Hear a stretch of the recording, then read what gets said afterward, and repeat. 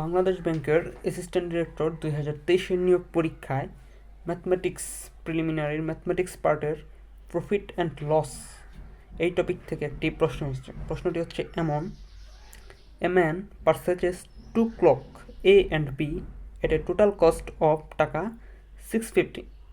He sells A with a 20% profit and B at a loss of 25% and gets the same selling prices for both clocks.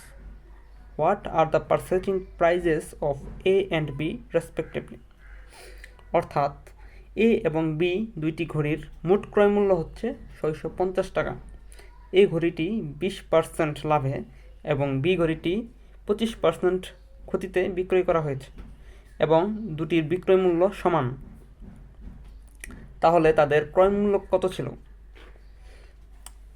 একটি solve করতে গেলে আমাদেরকে শুরুতে যে কোনো একটির ক্রয় মূল্য এক্স ধরে নিতে হবে। ধরি এ এর ক্রয় মূল্য এক্স, তাহলে বি এর ক্রয় মূল্য হবে 650 মাইনাস এক্স, যেহেতু দুইটার সম্মিলিত কস্ট ছিল, ক্রয় মূল্য ছিল 650 টাকা। এখন এই ঘড়িটি আমি 20% লাভে বিক্রয় করেছি, তাহলে 20% লাভে এর বিক্রয় মূল্য কত হবে?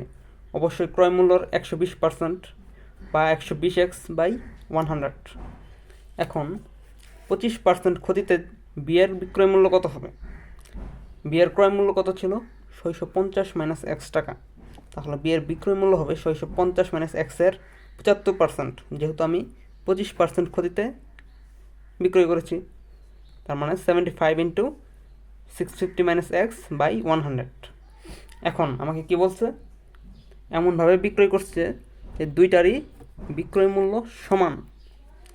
তার মানে এর যে বিক্রয় মূল্য 120x বাই 100, এটা ইকুয়াল টু বি এর বিক্রয় মূল্য। এখন এই ইকুয়েশনটা সলভ করলে আমরা এক্স পাই। এক্স কত? 250। এক্স কি? এর ক্রয় মূল্য।